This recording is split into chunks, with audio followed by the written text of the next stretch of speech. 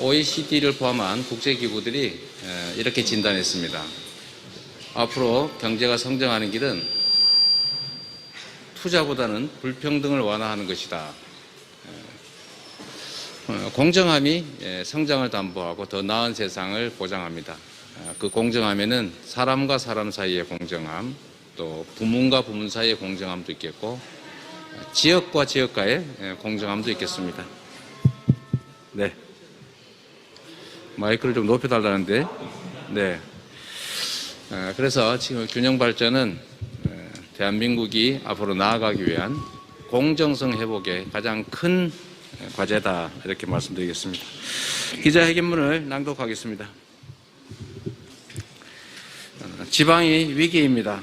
지난해 수도권 인구가 국가 전체 인구의 절반을 넘어섰습니다. 동시에 합계 출산율이 0.84명까지 떨어지고 사망자 수가 출생아 수보다 많은 인구 감소 시대로 접어들었습니다.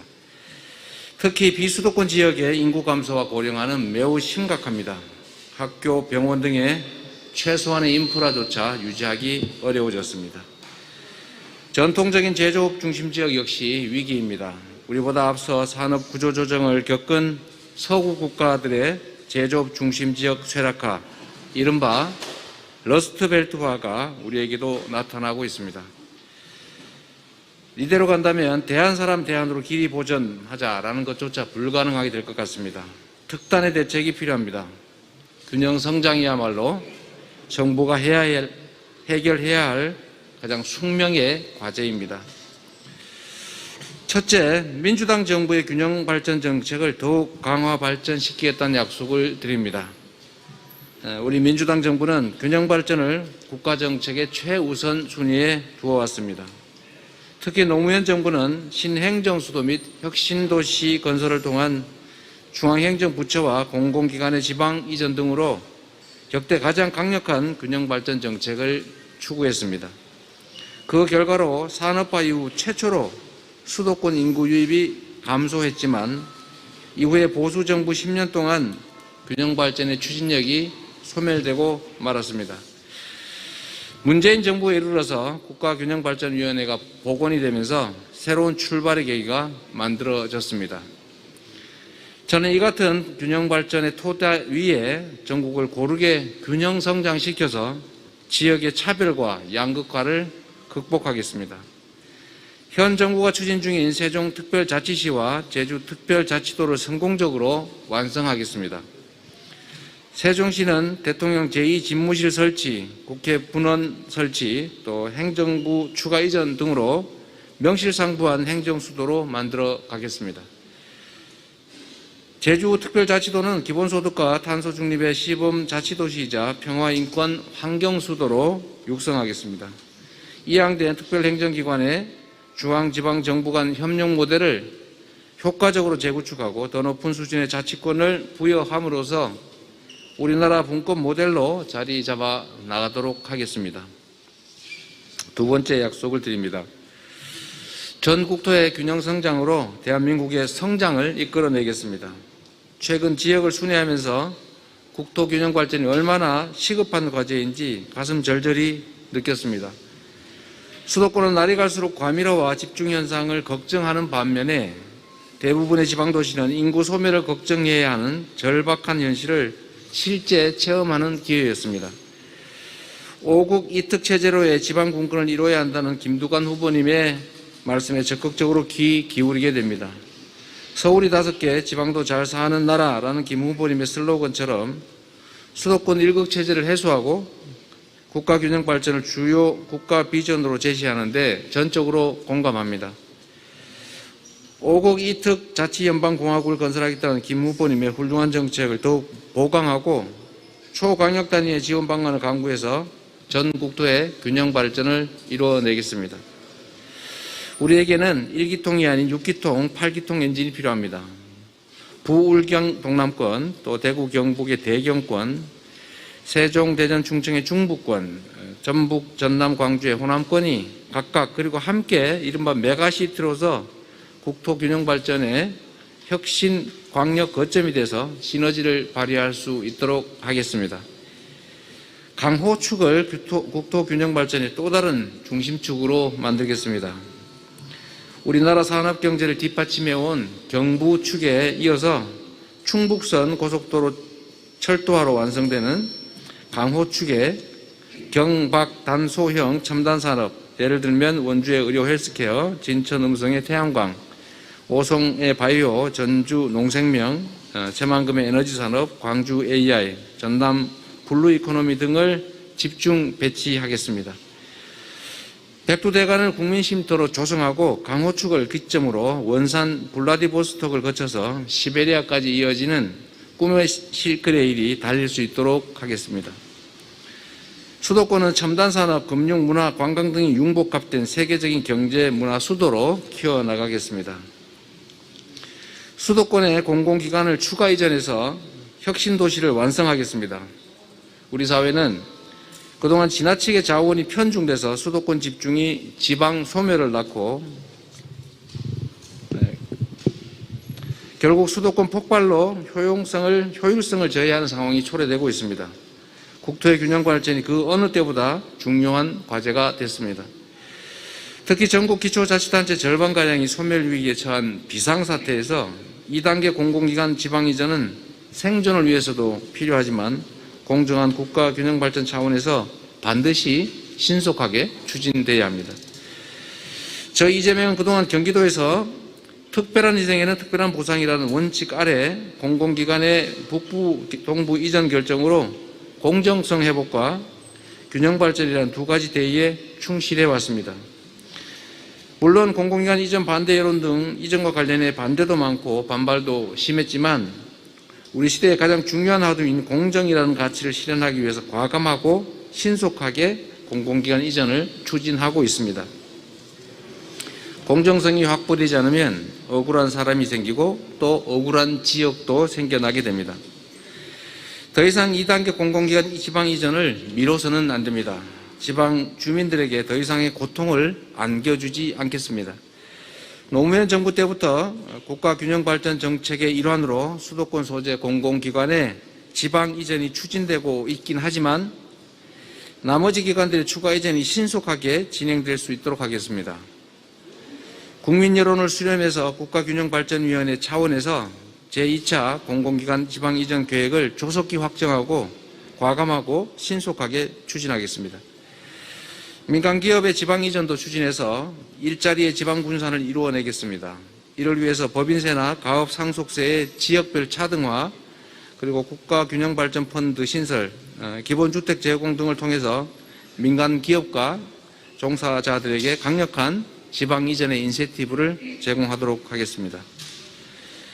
광역자치단체 간의 대형 연계 협력 사업을 적극적으로 추진하겠습니다.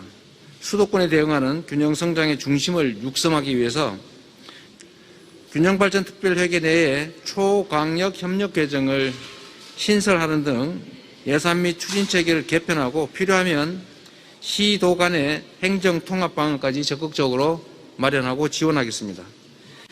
지방교육 여건을 획기적으로 개선하고 과학기술 중심의 지방혁신과 산학연 협력의 거점으로서 지방대학을 육성하겠습니다. 4차 산업혁명 시대의 가장 중요한 성장의 원동력은 지방의 교육과 과학기술입니다. 지방대학에 지역산업 지원 역할을 부여해서 지방 이전 기업이 필요로 하는 인재를 적시에 해당 지역에서 육성하고 공급하기 위해 행정, 기업, 대학이 공동 협력하는 지방인재 혁신 플랫폼을 구축하겠습니다. 지역화폐와 연계한 기본소득 지급으로 지역경제를 활성화시키겠습니다. 특히 지방을 살리기 위해서 기본소득을 해당 지역에서만 사용할 수 있는 소멸성 지역화폐로 지급해서 지역경제를 활성화시키겠습니다. 기본소득과 더불어 현금성 복지지출도 지역화폐로 지급하면 지방의 골목상권과 전통시장 등 지역경제가 활성화되는 효과가 이미 성남시와 경기도에서 명확하게 증명됐습니다. 이러한 복지적 경제정책은 중소도시 지역의 골목상권 활성화에 직접 도움을 줄 것이고 또 고령화와 인구절벽으로 심각한 위기를 맞고 있는 농어촌 지역의 경우에는 지역경제에 활력을 불어넣을 뿐만 아니라 새로운 인구 유입 요인으로 작동하게 될 것입니다. 농산어촌을 살만한 곳으로 만들고 대도시 주민의 귀촌을 적극 장려하겠습니다. 농산어촌의 교육, 의료, 문화 여건을 획기적으로 확충하고 귀촌 주민들에게 일자리 알선과 그리고 친환경 주거시설을 지원하겠습니다. 각 지방의 공공의료시설을 대폭 확충하겠습니다. 코로나 시대 국민이 어디에 살든 기본적인 공공의료 서비스를 반드시 누릴 수 있어야 합니다. 세 번째 약속을 드리겠습니다. 자치분권을 대폭 강화하겠습니다. 올해는 지방자치 부활 30주년입니다. 대한민국의 지방자치는 곧 민주주의입니다. 민주주의에 대한 국민의 열망과 김대중 대통령님의 목숨 건 단식으로 쟁취한 피와 땀의 산물이기 때문입니다. 지방자치의 양대축은 자치와 분권입니다. 분권 없는 자치는 정체될 수밖에 없고 자치 없는 분권은 시혜에 불과합니다. 노무현 정부는 행정수도 이전과 혁신도시 조성을 통해서 자치와 분권을 동시에 추구해 왔습니다. 문재인 정부는 재정분권에 주력해서 2019년 1단계 재정분권을 완성시켰고 현재 2단계 재정분권의 당정협의도 이뤄냈습니다. 또 32년 만에 지방자치법 전부 개정으로 주민주권의 원칙을 확립했습니다. 국가와 지방을 지도, 감독의 수직적 관계가 아니라 상호 협력하는 수평적 관계로 전환했습니다. 지방이양 일괄법을 16년 만에 제정함으로써 국가사무의 지방이양을 제도화, 체계화했습니다. 자치경찰제의 전면 시행으로 생활치안 서비스가 국민들 가까이 다가오고 있습니다. 김대중, 노무현, 문재인 대통령님의 민주당 정부가 이뤄낸 지방자치 분권의 눈부신 업적을 계승하고 더욱 발전시켜 나가겠습니다. 구체적인 말씀을 몇 가지 드리겠습니다. 문재인 정부에서 제안했던 자치분권 개헌을 추진하겠습니다. 헌법에 자치와 분권의 정신뿐 아니라 지방정부의 실질적 권한을 담겠습니다. 자치입법, 자치재정, 자치조직분 등 3대 자치권을 보장하고 국가와 지방 간, 지방 상호 간 권한과 사무의 배분에 보충성과 포괄성의 원칙이 작동할 수 있도록 하겠습니다. 문재인 정부의 재정분권 성과를 이기겠습니다. 국세 지방세 비율이 6대4가 되도록 하겠습니다. 지방교부세 제도를 개편해서 급변하는 행정 수요와 여건을 반영하고 교부세율을 대폭 올려서 지방의 자주재원을 확충하겠습니다. 중앙정부와 지방정부의 협력관계를 정착시키겠습니다. 문재인 정부에서 제도적 틀을 마련한 중앙지방협력회의를 활성화하겠습니다. 국가와 지방 간 재정부담 문제를 논의하는 지방재정부담심의위원회 기능을 실질화해서 국고보조금 사업과 공모사업 등 지방의 독립성과 창의성을 제약하는 중앙정부 주도의 재정부담 사업을 개선해 나가겠습니다. 대통령 소속 자치분권위원회 기능을 강화하겠습니다. 지방이양 일괄법을 통해서 국가사무의 지방이양을 촉진하고 비용평가심의위원회를 통해서 기능 이양에 따른 재정과 조직 규모를 합리적으로 산정하고 이양해 나가겠습니다. 중앙부처의 특별행정기관을 정비해서 자치권을 간섭하거나 침해하는 일이 없도록 하고 지방으로 이양할 필요가 있는 기관은 과감하게 지방으로 이양하도록 하겠습니다. 자치경찰제를 심화 발전시키겠습니다. 신분과 사무가 일원화된 제주도 자치경찰 모델을 세종시까지 확대하고 장차 전국화를 준비하겠습니다. 기초자치단체가 수행하기에 적합한 생활치안 서비스는 시, 군, 구의 시범사업을 거쳐서 전국민 확대의 토대를 만들겠습니다. 마지막으로 지방자치와 교육자치의 협력을 제도화하겠습니다. 초, 중, 등 교육사무의 원활한 추진을 위해서는 지방정부와의 협력이 필수적입니다. 지방정부와 교육청, 학교 등 교육기관 협력을 제도화하겠습니다. 국가교육위원회의 지방정부 대표의 참여를 보장하고 위원회와 지방정부 간 협의체를 구성해서 상호 긴밀하게 협력하도록 하겠습니다. 존경하는 국민 여러분, 우리 헌법은 122조와 123조에서 이미 국가 균형 발전이 국가의 준엄한 책무임을 규정하고 있습니다. 국가 균형 발전은 국토와 국민을 보존하기 위해 더 이상 늦출 수 없는 우리 시대 국가의 최우선 과제입니다.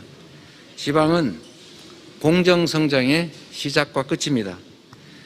전환 성장의 무대 역시 지방이 되어야 합니다. 저 이재명은 지방을 중심으로 전 국토가 골고루 잘 살고 균형 성장할 수 있도록 반드시 만들어내겠습니다. 골고루 잘 사는 균형 성장 대한민국 이재명은 합니다. 감사합니다. 네, 감사합니다. 언론사와 성함을 말씀해 주신 다음에 질문을 해주시면 되겠습니다. 네, 질문 있으신 기자님께서는 손을 들어주시기 바라겠습니다. 네.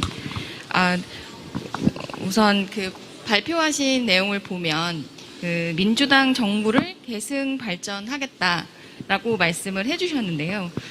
역대 대통령들이 해 오신 것과 다른 이재명 정부만의 지방자치 균형 발전 포인트가 있다면 어떤 게 있는지 궁금하고요. 또 하나 더 여쭈면 대통령 집무실을 설치한다고 하셨는데 설치하는 것 외에 활용 방안에 대해서도 좀 궁금한데요. 생각하신 게 있는지 궁금합니다. 우선은 세종의사당 모형에서 이렇게 기자회견을 하게 됐는데 우리 충남 또 세종 우리 국민 여러분들의 행정수도 이전에 대한 열망을 이렇게 보여주시는 것 같습니다. 제가 마치 국회의사당에 있는 것 같아서 좀 기분이 특별합니다. 그리고 세종 사시는 분들 키가 특별히 작은 것도 아닐 텐데 탁자 높이가 왜 이렇게 낮은 거예요? 이걸 뭔가 특별한 고려가 있습니까? 이걸 바닥에 서도 비슷할 것 같은데. 해도 뭐 거의 비슷하긴 한데 제가 키가 큰 거라고 보면 되겠죠? 네. 별로 뭐 썰렁한 얘기가 됐군요. 네, 우리 채널A의 이현수 기자님 고맙습니다. 앞으로 우리 민주당이 만들어갈 그리고 새롭게 수립될 이재명 정부는 당연히 민주당의 사기 정부입니다. 김대중 정부 또 노무현 정부 문재인 정부를 이어서 새로운 정부가 수립된다면 이재명 정부 역시 민주당이라고 하는 거대한 뿌리에서 나온 하나의 결과물이기 때문에 근본적으로는 다르기가 어렵다 그 말씀드리고요. 다만 지방 분권에 대한 의지는 뭐 다를 바가 없는데 다만 강도와 속도에 있어서는 전혀 다를 것이라는 점을 제가 감히 말씀드리겠습니다. 사실 뭐 여러분께서 아시다시피 행정이라고 하는 것은 또 정치라고 하는 것은 선택입니다. 또 선택한 후에 추진 속도와 강도는 역시 이제 좀 다른 문제일 수 있습니다. 제가 경기도에서 또는 성남시에서 행정을 함에 있어서 또 정책 결정을 함에 있어서 다른 특별한 권한이 더 있는 건 아닌데 지금 이렇게 좀 더 많은 나은 평가를 받는 이유는 정책을 과감하게 선택하는 이제 용기, 결단 그리고 일단 선택한 후에는 좌고우면하지 않은 강력한 추진력 뭐 이런 것들이 성과들을 만들어내지 않았나 싶습니다. 뭐 전 문재인 정부에서도 최선을 다해 왔다고 생각합니다. 그 위에 우리가 새로운 정부를 만들면 부족한 것은 채우고 또 잘못된 것은 시정하고 그리고 더 나은 것들은 더해서 청출어람하는 같으면서도 또 다른 그러나 더 유능하고 더 새롭고 더 많은 성과를 만들어내는 정부로 가야 되겠죠. 우리 지방 분권 문제도 좀 더 속도감 있게 강력하게 시행하겠다 이 말씀을 드리겠습니다. 감사합니다. 그다음에 참 이것도 지금 이제 제2청와대 대통령 집무실 말씀도 경기도에도 이미 이제 경기 북부청사가 있습니다. 그리고 저희가 이제 요즘은 워낙 바빠서 잘 못 가긴 한데 일주일에 일정한 날수는 이제 북부에서 아예 근무하기도 하니까 그런 방식으로 저는 이제 행정 수도와 경제 수도를 분리하는 게 저는 전 세계 역사의 추세라고 생각합니다. 이 과밀화 문제가 어디서나 발생하기 때문에 경제 문제는 쉽게 인위적으로 조정하기 어렵습니다. 다만 행정과 정치 문제는 사람들의 의지로 쉽게 결단할 수 있고 다만 이제 저항과 반발이 있을 수 있기 때문에 시간과 절차가 필요하긴 하겠지만 결국은 행정수도와 경제수도는 분리해서 나가는 게 긴 안목으로 봤을 때 바람직하다고 보기 때문에 결국은 언젠가 최대한 빠른 시간 내가 되면 좋겠지만 저는 청와대조차도 저는 옮겨오는 게 맞겠다. 그리고 그거는 지금 현재 위헌 판결 때문에 이제 수도가 서울이라고 써져 있지는 않지만 뭐 관습헌법 아니냐 이렇게 하는 뭐 법률가인 저로서는 좀 납득하기 어려운 판결이었는데 여하튼 판결이니까 개헌을 하든지 아니면 뭐 헌법재판소 판결을 바꾸든지 어쨌든 그 과정을 거쳐서 결국 저는 모든 국가 행정기관들을 저는 충남 일대로 또 세종 일대로 전부 모으는 게 바람직하다고 생각합니다. 네, 이현수 기자님의 질문에 빠짐없이 꼼꼼하게 답변해 주셨습니다. 네, 다음 기자님 손 들어 주시기 바랍니다. 네. 네, 안녕하세요. 저 CBS 김미성 기자입니다. 네. 지난번에는 세종에 안 가시냐고 질문 드렸었는데 오늘 오셨네요. 네, 감사합니다. 네. 네. 민감한 법안들을 지금 단독 처리가 이뤄지고 있다고 하는데 세종의사당법만 지금 야당과 합의를 해야 된다면서 좀 미뤄지고 있다 이런 지적이 나오고 있거든요. 이 상황에 대해 좀 어떻게 보시는지 궁금합니다. 근데 제가 지금 그 국회 상황 정확하게 알기가 어려워서 뭐 그 문제에 대해서 구체적 코멘트를 하는 것은 적절치 않은 것 같습니다. 다만 저는 이미 이제 국회 차원에서 비용에 관한 이제 건축비 비용 합의를 다 해서 예산까지 편성된 상태이기 때문에 가급적이면 신속하게 법안 처리를 해서 좀 그 문제를 더 이상 좀 끌지 않는 게 좋겠다고 생각합니다. 제가 행정을 해본 경험에 의하면 이 행정 비용이 시간 때문에 생기는 비용이 너무 많습니다. 결정은 예를 들면 저는 그래야 된다고 보는 거죠. 결정은 신중하게 모든 걸 고려해서 모든 가능성과 문제점에 대해서 다 검토해서 가장 완벽하게 안전하게 결정하되 결정이 되면 신속하게 집행하는 게 사회적 비용을 줄이는 길이라고 생각합니다. 이미 세종의사당 문제는 정치적 합의도 끝났고 국민들도 원하는 바이고 예산까지 편성됐는데 뭐 이런 문제를 가지고 자꾸 시간을 끌어서 우리 세종 시민들뿐만 아니라 우리 전 국민들이 불필요한 에너지를 소모하게 하는 건 저는 좀 납득이 잘 되지가 않습니다. 그게 여의도 문화인지 모르겠는데 그런 점들은 제가 좀 이 행정을 하는 입장에서 또 신속하고 과감한 집행이 중요하다고 하는 입장에서는 조금 이해가 잘 안 되긴 합니다. 좀 빨리 처리되면 좋겠다 이 말씀드립니다. 네, 다음 질문 말씀해 주시기 바라겠습니다.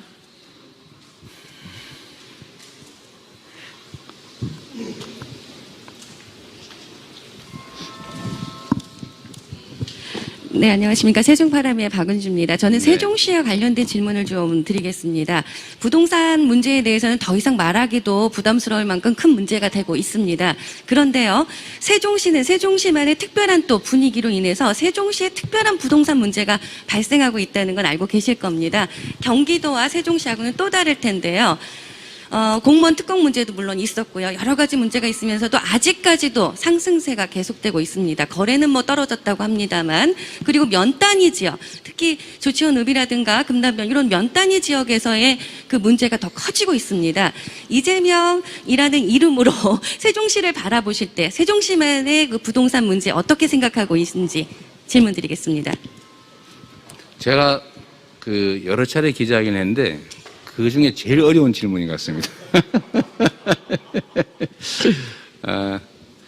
세종시만의 특수한 문제가 뭔지는 제가 구체적으로 사실 알기 어렵기 때문에 이제 세종시만의 특수한 문제에 대한 답을 드리는 것은 뭐 사실은 적절하지 않은 것 같습니다. 뭐 그럴 실력도 사실 안 되니까 이해 부탁드리고요.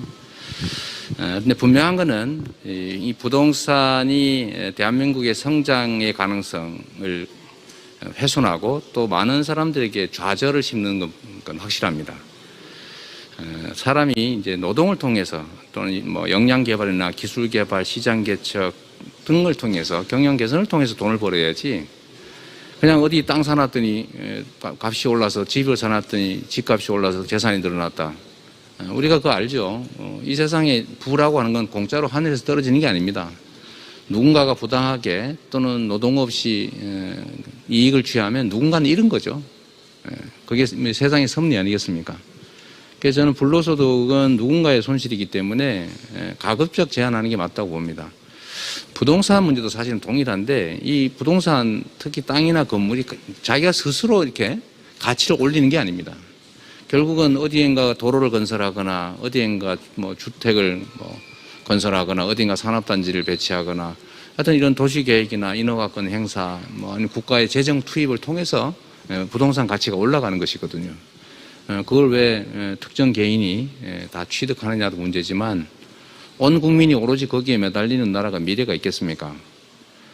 그래서 저는 기본적으로 부동산에 대한 불로소득은 최소화하는 게 좋다. 없게 할 수는 없습니다. 뭐 이 자본주의 시장 경제에서 전혀 없게 할 수 있겠습니까? 어쩔 수 없지만 그래도 가능한 범위에서 최소화할 필요가 있다고 보고 이제 그게 저는 부동산에 대한 보유세 부담을 올리는 것이라고 생각합니다. 그리고 보유세 부담을 올리면 아무래도 이제 양도소득세나 이런 거래세는 낮춰줘야 되겠죠. 그에 상응하게. 그런데 그렇게 하면 꼭 필요한 사람만 쓰게 되고 그러면 보유세 부담이 올라가면 또 저항이 있을 수가 있는데 이제 그 저항 문제는 제가 쉽게 해결할 수 있다고 생각합니다. 그게 뭐냐면 그냥 세금 걷어서 그대로 다 되돌려 드리면 됩니다. 세금을 보유세를 일정 정도로 다 걷은 다음에 뭐 서구 선진국 수준 또 OECD 평균 수준만 걷어도 수십조가 사실은 생기기 때문에 그걸 부과하면 부동산을 계속 보유할 유인이 점점 떨어지게 되죠. 대신에 그걸 일반 국가 회계로 사용해서 없애지 말고 그걸 전액 그냥 다시 돌려드리는 거죠. 다만 돌려드릴 땐 똑같이 돌려드려서 부동산이 많은 사람은 많이 내되 똑같이 받고 부동산 없는 사람은 그냥 받고 부동산이 조금 있는 사람은 낸 것보다 받는 게 더 많고 이렇게 되면 우리나라 국민의 85%에서 90% 설계하기에 따라서 85% 90% 정도가 혜택을 보기 때문에 국민적 합의가 가능하죠. 만 15%에서 10%는 집을 뭐 30채, 뭐 50채, 뭐 땅을 뭐 몇만 평 이렇게 가지고 있는 쪽이니까 반발하겠지만 다행히 이 나라가 1인 1표의 민주주의 국가 아니겠습니까? 그래서 가능한 거죠. 그래서 그걸 통해서 기본소득도 도입하고 또 기본소득을 도입해서 그걸 해당 지역에서 3개월 안에 쓰도록 하는 지역화표를 지급하면 세종시에서 받은 건 세종시에서 쓰고 저 전남 나주에서 받은 건 나주에서 쓰고 이렇게 하면 또 지방경제, 지역경제가 살죠. 그래서 그런 측면에서 부동산에 대해서는 사실 해결할 방법은 있습니다. 있는데 무서워서 못하는 거죠. 저항과 반발 때문에. 뭐 여러분들이 그러시진 않지만 이런 통계가 있다고 합니다. 부동산에 대한 보유 부담은 보유세를 올려야 된다. 이게 일반 국민들을 조사하면 한 7, 80%가 나오는데 부동산에 보유세 올리면 큰일 난다. 기사는 언론 보도는 절대 안 된다가 90%라고 합니다. 이게 뭘 의미하겠어요? 우리 국민들의 정서와 이 언론 보도와는 좀 다르다. 그러니까 드러나는 것과는 좀 다르다. 국민들을 믿고 저는 강력하게 완결적인 정책을 만들어서 강력하게 추진하면 저는 금방 잡힐 거라고 보고요. 제가 자랑삼아 한 말씀만 드리면 정책 결정 집행자, 집행 책임자가 강력한 의지를 가지고 완결적 정책을 추진하면 실제 집행을 하지 않는 단계에서 이미 그 효과가 발생됩니다. 결국 정책 당국을 믿느냐 안 믿느냐. 정책 당국을 믿게 되면 진짜 부동산이 앞으로는 잡히겠다 싶으면 지금부터 떨어지겠죠.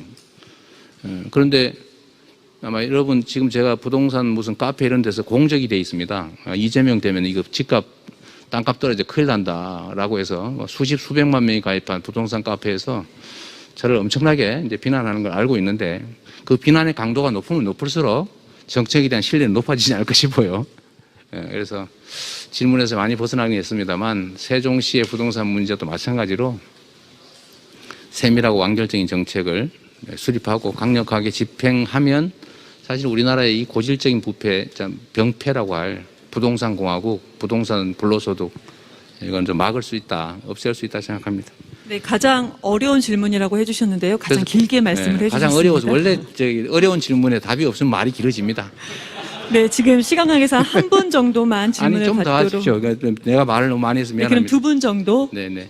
네, 지금 손을 먼저 세 하신 분을 분 있어요. 드셨는데요. 네, 먼저 드신 저 기자님 먼저 하시겠습니다. 네, 디트뉴스 한지혜 기자입니다. 앞선 질문에서 조금 말씀해 주셨는데요. 네.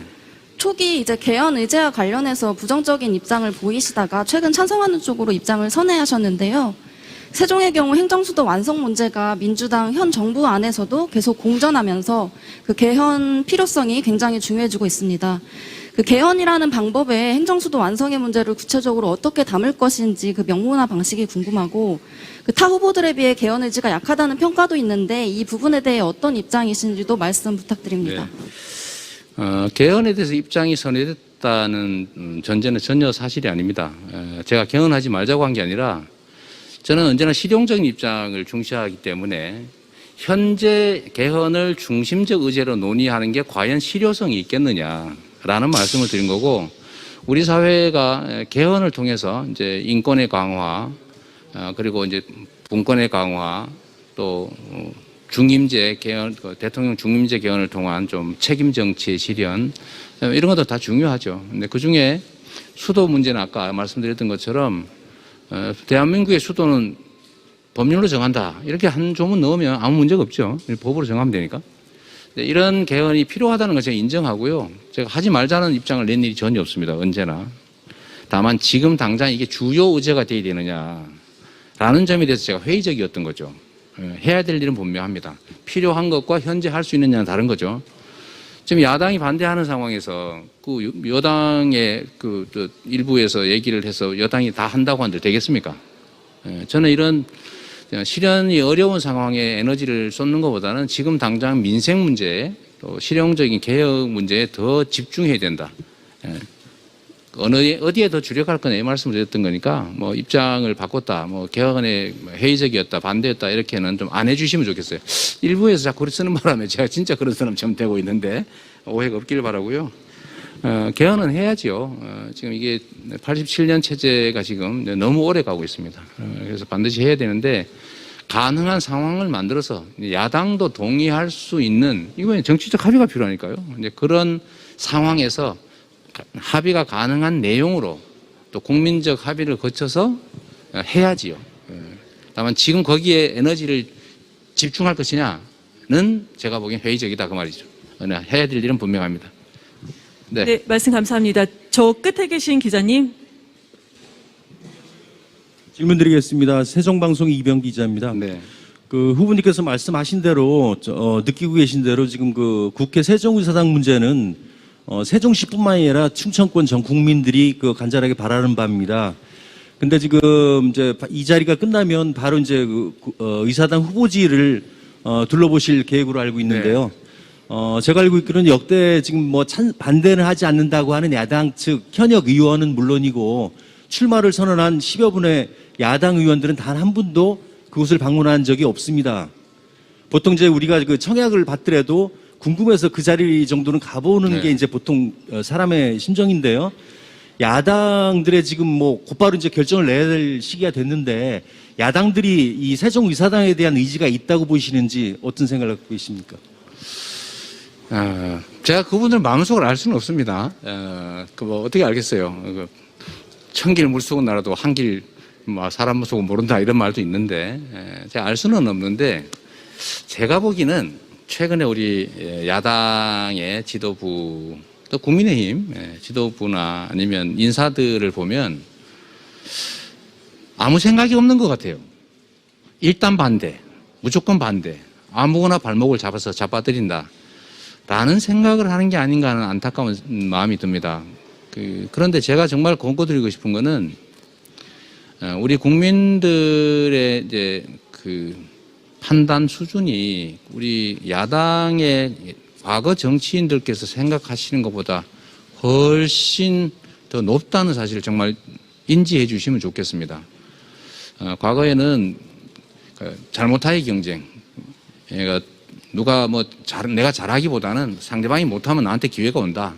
둘 중에 하나 선택하겠지 우리 국민들께서 어디로 가겠느냐. 그래서 못하게 만들면 나한테 기회가 온다 이런 생각을 하셨던 것 같은데 요즘 국민들이 그러지 않습니다. 그래서 그 점을 좀 보시고 여당보다 더 좋은 대안을 내고 더 국민 민복에 부합하는 그런 노력들을 더하면 국민들께서 지지하시겠죠. 그런데 세종의사당 문제만 해도 아니 무슨 예산까지 통과시켜놓고 이제 막을 수도 없는데 시간을 뭘로 끄는 겁니까? 그건 결국 방해하는 것밖에 안 되는데 그렇게 해서는 국민들의 지지를 얻기 어렵다는 점을 좀 인지하셔서 이미 합의된 거는 아까 말씀드렸던 것처럼 사회적 비용을 최소화하기 위해서 신속하게 집행할 수 있도록 해서 우리 국민들의 에너지라고 하는 게 유한한데 그 쓸데없이 낭비하지 말고 다른 필요한 일에 집중할 수 있도록 해주시는 게 더 낫지 않을까 싶은 생각이 듭니다. 저는 세종의사당 관련된 법안이 계속 야당의 반대나 또 시간 끌기로 진척이 안 되면 이럴 때야말로 강행 처리하는 게 적절하다. 우리 국민들께서도 원하시고 또 타당하고 또 반대나 지연이 적절하지 않기 때문에 뭐 비난받지 않을 거다 그렇게 생각합니다. 네, 감사합니다. 마지막으로 우리 앞에 계신 기자님 질문 받도록 하겠습니다. 앉아서 하시죠. 네. 저 KBS의 최선중 기자라고 그럽니다. 네, 반갑습니다. 조금 구체적인 질문인데 마지막 질문이 될 것 같네요. 네. 이제 부동산 관련입니다. 네. 저희 현재 그 세종은 기타 청약을 할 때 세종 지역이 50%, 기타 지역이 50% 이렇게 진행을 합니다. 네. 취지는 이제 인구 유입을 하기 위한 취지지요. 네. 그런데 최근 이제 이춘희 시장도 그렇고 이제 기타 지역을 폐지하자, 세종 지역민만 청약할 수 있게 하자는 논리를 이제 말씀을 하십니다. 그래야지 이제 부동산이 잡힐 것 같다. 그렇지만 국토부나 이제 행복청 같은 경우는 세종시가 전 국민의 세금을 들여서 수많은 돈을 들였기 때문에 꼭 세종시민만을 위한 도시가 아니다. 전 국민을 위한 도시이기 때문에 네. 기타 지역 폐지는 거기서 부정적이거든요. 이제 이런 논리가 있습니다. 물론 이제 이런 것들이 국회법 개정이 통과되면 또다시 이제 부동산이 높아지기 때문에 그 전에 아마 나오는 이야기의 수순일 수도 있을 것 같습니다. 그러니까 질문의 요지는 이제 세종시의 기타 지역 50%라고 하는 그런 청약 조건을 없애자고 하는 주장이 있고, 이제 지역에서 그렇고요. 네. 이제 정부 입장에서는 그렇지 않다. 이게 세종시가 전 국민을 위한 도시이기 때문에 열어놔야 된다. 사실 뭐 조절을 할 수는 있겠습니다만 이 부분에 대해서는 어떤 해안이 있을 수 있을까요? 네. 원래 이제 정치라고 하는 것은 이제 정책으로 구현이 되는 것이고, 또 정책이라고 하는 것은 이해관계 조정이고, 이해관계 조정이라고 하는 건 누군가는 손실을 부담하고 누군가는 그 혜택을 보고 또 누군가 이익을 보면 누군가가 또 이익을 보지 못한다. 뭐 이런 그 관계에 있어서 어떤 정책이 반드시 옳고 또 어떤 정책은 반드시 나쁘다고 할 수는 없습니다. 근데 이 5대5도 나름 이제 그 필요성에 의해서 정했을 텐데 그게 무슨 뭐 옳지 않다라고 말하기도 어려울 테고, 다만 또 어떤 상황에 처해서 뭐 이걸 꼭 유지해야 되느냐, 좀 바꾸자라는 논의도 있을 수 있죠. 뭐 경기도나 성남시 행정을 할 때도 언제나 그렇습니다. 성남시 입장에서는 좀 성남 시민들 좀 많이 해주면 좋겠다. 수도권은 그 해당 지역 할당이 별로 없거든요. 그래서 아니 왜 이 지역에 부담을 주면서 그 세금 예를 들면 재정 부담도 주고 또 교통 부담도 뭐 인프라 부담도 주면서 왜 다른 사람들한테는 분양권을 주고 우리 지역 사람은 안 주지? 이런 생각을 하는 경우가 있잖아요. 똑같은 말씀 같으신데 그거는 제가 지금 안타깝게도 제가 답을 드리기 매우 어려울 것 같습니다. 그거는 뭐 세부적인 정책 효과가 어떤지는 좀 계량도 해봐야 되고, 사실 뭐 계량 자체가 쉽지는 않지만 제가 그 부분은 정확한 정보를 갖고 있지 못해서 결론적인 답을 내는 것은 좀 적절치 않은 것 같습니다. 미안합니다. 네, 네. 네, KBS 최선중 기자님의 예리한 질문까지 끝으로요. 이제 사진 촬영, 기념 촬영이 있겠습니다. 참석하신 분들 모두 앞으로 나와주시기 바라겠습니다.